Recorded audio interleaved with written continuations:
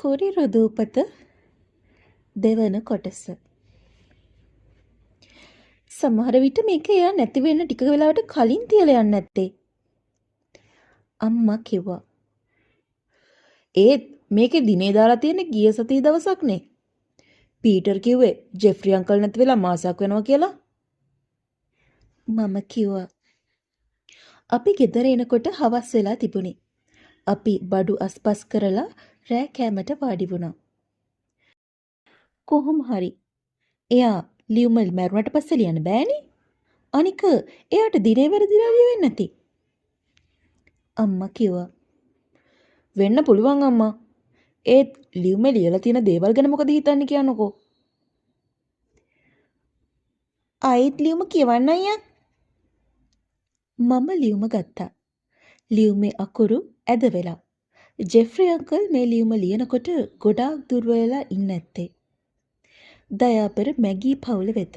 මම මේ ලියුම ලියන්නේ සමහර විට ඔයගොල්ලෝ එන දවස වෙනකොට මම නැති වෙන්නත් පුළුවන් නිසා.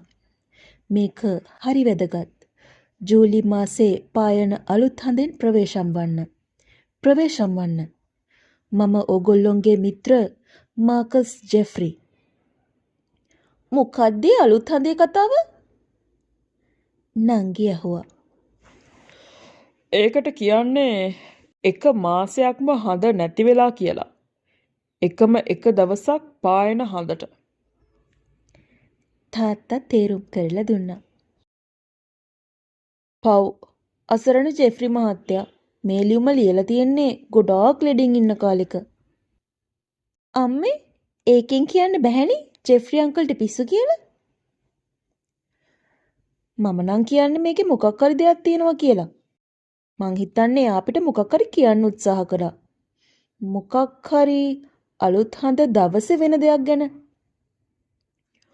ඔය කතාව දැන් ඇති. මට හිතෙන්නේ දැන් කවුරුත් තමන්ගේ කෑම එක ගැන විතරක් හිතුවොත් හොඳයි.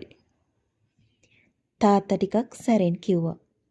මම ඉක්මනට කෑම කාලා ගඟ පැත්තට ඇවිදින්න ගියා. තාමත් ඉර බැහැගෙන යන නිසා මට ඇවිදින්න පුළුවන් තරම් එළියක් තිබුණා. මේ වෙලාවට ගඟ තවත් ලස්සනයි. නිස්කලංකයි. පුංචි වතුර රැළි ඉඳලා හිටලා ගොඩ බිමට ගහනවා.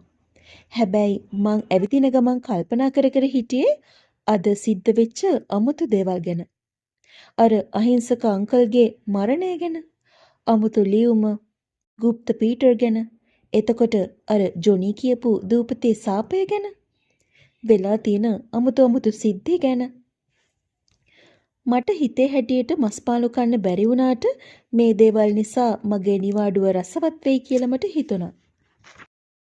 ඩෝන් මැගී මට සිහින් කටහඬක් ඇහුණා. එන්න කළුවර වීගෙන එන නිසා මම වටපිටාව හරියට බැලුවේ නැහැ. හරියට පෙනුනේත් නැහැ. ඔයා කවුද? කොහෙද ඉන්නේ? මට පේන්නේ මම මෙහි ජෝන්. මම වැඩි වෙලා හිත හිටියේ නෑ. එක පාරටම දුවන්න පටන් ගත්තා. මම පුළුවන් තරම් හයියෙන් දිව්වා. ජෝන් නවතින්න, දුවන්න එපා. ඌ කතා කරනවා. හරි ලස්සනයි. මම ඉඳී අද යාගේ රෑ කෑම වෙන්න. දැන් මට අපේ ගෙදර එළිය පේනවා. තව ටිකයි මට ගෙදර ළඟට යන්න තියෙන්නේ. ජෝන් නවතින්න. ආයෙත් අර සතා කෑ ගහනවා. කොහොමද මේ සතා මගේ නම දන්නේ? ඌට මොනවද මගෙන් ඕනේ? හරිම අමාරුවෙන් කොහොම හරි මම ගෙදර දොර ළඟට ආවා. මම ගේ ඇතුළට යනකොට මෙන්න අමුත්තෙකුත් ඇවිත්. මයික් කොහොමද ජෝන්? මේ වෙලාවේ දුවන්න ගියාද? නෑ. මේ හවස් වෙච්ච හින්දා ඉක්මනට දුවලා ආවා. මයික් කියන්නේ මගේ වයසේම කෙනෙක්. එයා තමයි මේ දූපතට ආවම මට ඉන්න හොඳම යාළුවා. එයාගේ පවුලත් අපි වගේම හැම නිවාඩුවකටම මේ දූපතට එනවා. ඔගොල්ලෝ ආවා කියලා දැනගත්ත ගමම මම ආවා. මේ පාරත් අපේ ළමයිගේ කඳවුරක් තියෙනවා. ඔයා එනව නේද? ඔව්. මේ දූපතට එන ළමයින්ගෙන් අවුරුදු 10ත් 15ත් අතර ළමයිගේ සංගමයක් හදාගෙනයි තියෙන්නේ. හැම නිවාඩුවකටම අපි එකතු වෙලා දූපතේ පැත්තක කූඩාරම් ගහගෙන පීනනවා, සෙල්ලම් කරනවා, මාළු අල්ලනවා. අපි බලාගන්න කඳවුරට කපිතාන් කෙනෙකුත් ඉන්නවා. හැබැයි මේ වෙලාවේ මගේ ඔළුවේ තියෙන්නේ නම් ඒ ගැන නෙවෙයි. මයික් කවද්ද ඔයගොල්ලෝ ආවේ? අපි ආවේ දවස් 2කට කලින්. ඇයි? නෑ. ඔයා අමුතු මොකවත් දැක්කේ නැද්ද? මයික්ගේ මුහුණ වෙනස් වුණා. මුහුණ අමුතු කරගෙන කතා කළා. ඔයා දන්නවනේ අර ඔල්වන්ලගේ පැත්ත? මයික් කියන්නේ ඔල්වන් පවුල ගැන. ඒගොල්ලෝ මේ දූපතේ හැමදාම ඉන්න අය. අපේ තාත්තා කියලා තියෙනවා ඒ පවුලේ ඉන්නේ 3 දෙනයි කියලා. ඔල්වන් මහත්තයයි මහත්මියයි අවුරුදු 12ක පුතෙකුයි. එරික් කියලා. කතාව තියෙන්නේ නම් ඔල්වන් පවුල නම වගේම හරිම අමුතුයි කියලා. නිවාඩු කාලෙට මේ දූපතට එන කිසිම කෙනෙක් මේ පවුල දැකලා නැහැ. ඒ අය නිවාඩු කාලෙට මෙහෙ එන කට්ටියට අකමැතිලු. අපි ගියාම තමයිලු ඒ අය එළියට එන්නේ. තව එක එක කතා ගැන කියනවා. සමහරු කියනවා ඒ පවුල ගින්නකින් පිච්චුණාලු. ඒ නිසා ඒ අයට එළියට එන්න ලැජ්ජයිලු. තවත් සමහරු කියනවා ඒ අය ලෙබන වවුලු කියලා. ඒ නිසා දවල් කාලේ එළියට එන්නේ නැහැලු. ඔව් මම ඔල්වන්ලව දන්නවා. අර කන්ද උඩ ගෙදර නේද? පරණ පාට. ඔව් ඒක තමයි. ඉතින් ඒ පැත්තේ අමුතු දේවල් වෙනවා කියලා ආරංචි. මොන වගේ දේවල්ද? කතා කරන සත්තු ඉන්නවලු. මම මයික්ට මම දැකපු කතා කරන කකුළු වගෙන නොකියා ඉන්න තීරණය කළා. බොරු වෙන්නේ නැති අනේ. ඔව් බොරු වෙන්නේ නැති සමහර විට.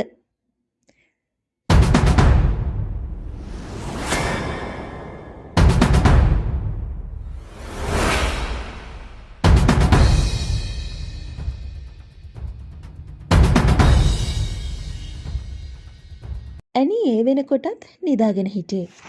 අම්මයි තාත්තයි නම් රූපවාහිනී නරඹනවා. මම මගේ කාමරේ ජනෙල ළඟට ගියා. ගඟ හොඳට පේනවා. මම බිස්කට් එක කකා ටිකක් වෙලා එළිය බලාගෙන හිටියා. ඊට පස්සේ ඇඳුම් මාරු කරලා දත් මැදගෙන නිදාගන්න ඇඳට ගියා. මම අඩ නිින්දේ ඉන්නකොට මට ඇහුණා කවුරු හරි මගේ නම කියලා කතා කරනවා. ජෝන් මම මුලින්ම හිතුවේ මම දකින්නේ හීනයක් කියලා. ජෝන් මේ බලන්න මේ මම. දැන් මට හොඳට සද්ද ඇහෙනවා.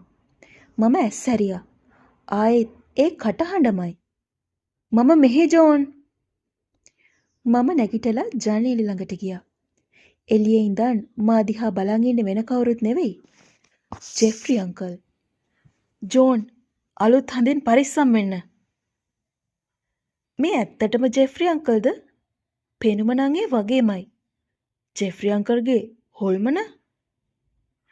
එක පාරටම ජෙෆ්රි අංකල් අතුරුදහන් වුණා. ආපසු පරිසරේ නිස්කලංක වුණා. මම ජනෙල් රෙද්ද වහලා ඇඳට ගිහින් පොරවන රෙද්දෙන් මුළු ඇඟම වහගත්තා. කතා කරන කකුලෝ ජෙෆ්රි අංකල්ගේ හොල්මන? මේ දේවල් අමතක කරලා නිදාගන්න මට පැයක් විතර ගියා. මම ඊළඟ දවසේ උදේ කෑමට යනකොට හිතාගත්තා ගෙදර කාටවත් මන් දැකපු දේවල් නොකියන්න. කඳවුරද පටන් ගන්නවා. උදේව පීනන්න ලැබෙනව නම් හොඳයි. ඇනි කෑම කටේ පුරවගෙනම කතා කළා. ඔයා කොහේ යන්නද? ඔයාට කඳවුරට එන්න බෑ. නෑ, දැන් මට අවුරුදු 10යි. දැන් මට පුළුවන්. දවස පුරාම නංගි මගේ පස්සෙන්ම ඉඳී කියලා හිතනකොට මට උණ වගේ. ඔයා පොරොන්දු වෙන්න ඕනේ. ඔයා මගේ පස්සෙන් ඉන්නේ නෑ කියලා. මං කැමති නෑ මගේ අයියා නිසා මගේ සතුටට බාධා වෙනවට. මට hina ගියා. එයා හිතන් ඉන්නේ මං පිටිපස්සෙන් එන එක ගැන. දෙන්නම දැන් රණ්ඩු වෙන්නේ නැතුව හොඳට මේ නිවාඩු කාලේ විනෝද වෙන්න. දැන් 9යි. යන්න ලෑස්ති වෙන්න. අම්මා කිව්වේ ඇත්ත. අනෙක් අය ඔක්කොම පෙරලට ගිහින් ඇති. අද දවසේ ලස්සන දවසක් වගේ. හොඳට විනෝද වෙන්න පුළුවන්. අපි දෙන්නත් පෙරලට ගියා. කඳවුරේ පිරිමි ළමයි 9 දෙනයි, ගැහැණු ළමයි 7 දෙනෙකුයි හිටියා. ගැහැණු ළමයි බලාගන්න හිටියේ ලීසා කියලා අක්කා කෙනෙක්. එයා වලස්තූපතේ ජීවිතාරක්ෂිකාවක් විදිහට වැඩ කරනවා. පිරිමි ළමයි බලාගන්න ඉන්නේ ජොනි. එයාට හැම ළමයෙක්ම කැමතියි. ජොනීට හොඳට පීනන්න පුළුවන්. ගෑනු ළමයි යන්න පිටත් වුණා. දූපතේ තියෙන කඳු නගින්න පුරුදු වෙන්න. ජොනි කිව්වා අපි ටිකක් පීනන්නත් ඉගෙනගෙන දවල් කෑමට කලින් වොලිබෝල් ගහමු කියලා. මම මාස 6කින් විතර පීනලා තිබුණ නැහැ. ඒත් ඒක ප්‍රශ්නයක් වුණෙත් නැහැ. අපි ගොඩාක් විනෝද වුණා. පැය භාගයකට විතර පස්සේ ජොනි අපිට කතා කළා. අදට පුහුණුවීම ඉවරයි. ඕගොල්ලෝ හොඳට පීනනවා. විනාඩි 15ක් ඕගොල්ලන්ට පුළුවන් තනියම පීනන්න. හැබැයි දුර යන්න එපා. අපි රේස් එකක් යමුද? මයික් මගෙන් ඇහුවා. මයික් ඉන්න පළාතේ මුහුද තියෙනවා. ඉතින් එයාට මුළු අවුරුද්දම පීනන්න පුළුවන් ඇති. මයික් ලේසියෙන්ම මාව පරාද කරයි. හරි හරි. අර රතු පාට කොඩිය තියෙන තැන ඉඳලා ආයෙ මෙතෙන්ට. හරිද? මම අභියෝගය බාරගත්තා. මම මයික් ගානටම පීනුවා. මට පුදුම ශක්තියක් දැනුනේ. මම රතු කොඩිය ළඟට හොඳටම ලං වෙලා මයික් දිහා බැලුවා. මයික් ඉන්නේ මට වඩා හුඟක් පිටිපස්සෙන්. මට හරි පුදුමයි. මයික් හිතාගෙන ඉන්නේ කඳවුරේ ඉන්න හොඳටම පීනන්න පුළුවන් කෙනා එයා කියලා. කඳවුරේ අනික් ළමයි වෙරළ ඉඳන් අපේ නම් කිය අපිව ධෛර්යවත් කරනවා. මට තියෙන්නේ තව ටිකයි. රතු කොඩිය ළඟට ගියා, ආපහු වෙරළ ළඟට ආවා. හැමෝම මට සුබපතයි. මයිකුත් දැනගනීමේ ජෝන් කවුද කියලා. මම ගඟ කොටස් දෙකකට වෙන් කරලා තියෙන රතු දජය ඇල්ලුවා විතරයි එක පාරටම මගේ වටේ තියෙන වතුර හයියෙන් කැරකෙන්න ගත්තා. මාව දිය සොලියකට අහු වෙලා ටික ටික මාව වතුර යට රැදෙනවා. දෙයනේ මේ මොකද වෙන්නේ? මයික් මගේ පිටිපස්සේ. එයාත් මාත් එක්කම දිය සොලියට අහු වෙලා. හයියෙන් අල්ලගන්න. මම එක අතකින් කොඩිය අල්ලගෙන හිටියේ. මයික් මගේ කකුලයි කොඩියයි අල්ලගෙන ඉන්න පුළුවන් තාක්කල් අපි ගිලෙන්නේ නැතුව ඉඳී. ඒත් කොච්චර වෙලාවක්ද? කොඩිය ගැලවිලා ආවොත්? ජෝන්, මට තවත් අල්ලගෙන ඉන්න බෑ. කොහොම හරි ඉන්න මයික්. වෙන කරන්න දෙයක් නැහැ. මට බෑ. මට තේරුණා මයික් සෙමින් යටට යනවා කියලා. ඔහම ඉන්න මයික්. මේක තව ටික වෙලාවයි තියෙන්නේ. ඉක්මන් කරන්න. මගේ අතින් අල්ලගන්න. ඒ ජොනි. එයා ජීවිතාරක්ෂක බෝට්ටුවකින් ඇවිත් අපිව බේරගන්න. මම කොහොම හරි බෝට්ටුවට ගොඩ වුණත් මයික් යටට ගියා. Johnny, mic ගිලුණා. ජොනි වතුරට පැන්නා. ටික වෙලාවකින් මයික්ගේ ජොනිගේ ඔලු වතුරෙන් එළියට ආවා. මම ඒ දෙන්නට බෝට්ටුවට එන්න උදව් වුණා. මයික්ට කරදරයක් නැහැ. බය වෙලා තමයි. ඒත් සුළු තුවාලයක්වත් නැහැ. අපි බෝට්ටුව අරන් ටික දුරක් ගිහින් දියසුලිය දිහා බැලුවා. ආයෙමත් වතුර සාමාන්‍යයි. දියසුලිය අතුරුදහන්. එහෙම උනේ කොහොමද? මයික් අමාරුවෙන් හුස්ම ගනිමින් ඇහුවා. සමහර වෙලාවට වතුර යට වෙන දේවල් නිසා දියසුලි හැදෙනවා. මම ජොනීගේ මුහුණ බැලුවා. එයා මයික්ට කිව්වේ බොරුවක් කියලා මම දැනගත්තා. ජොනිත් පුදුම වෙලා හිටියේ සිදුවුණ දෙයට. මේ වෙන අමුතු දේවල් නිසා කවදාක හරි අපිට මැරෙන්න වේද කියලාත් මට බය හිතුණා. අපි වොලිබෝල් සෙල්ලම් කරලා දවල් කෑම වෙලාවේ මයික් මගේ ළඟට ආවා. අපි අද 99 නේද බේරුනේ? අපි බේරුනේ ජොනි ඇවිත් අපිව බේරගත්තු හින්දා. එයා නැත්තම් අපි දැන් ඉන්නේ වතුර යට මාළුන්ගේ දවල් කෑම වෙලා. මම ඉක්මනට මගේ පාන් ටික කෑවා. හොඳ හුළඟක් වදින්න වෙරළ පැත්තට යන්න මට හිතුණා. මේ වෙලාවට එන සුළං හරි පිරිසිදුයි. වලාකුළුත් හරිම නිසංසලව එහාට මෙහාට යනවා. මම ටිකක් අහස දිහා බැලුවා. නිල් පාට අහසේ සුදු වලාකුළු හරි ලස්සනයි. ටික වෙලාවකින් මට තේරුණා වලාකුළු එක අකුරු හැඩයට හැදෙනවා කියලා. මයික්, මේ බලන්නකෝ. වලාකුළු කියන්න යන දේ. වලාකුළු අපිට මොනවා කියන්නද? මයික් hina වෙවි අහස දිහා බැලුවා. එයාගේ හිනාව එකපාරටම නැති වෙලා ගියා. ඇත්තටම ඒක මොනවා හරි වචනයක් හදනවා වගේ තමයි. ජොනී! මම ජොනීව හොයාගෙන ගියා. අර බලන්නකෝ.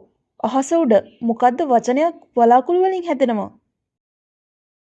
අපි ඔක්කොම උඩ බලන් හිටියා. ඒ අකුරු හැමෝටම පේන තරමට ලොකුයි.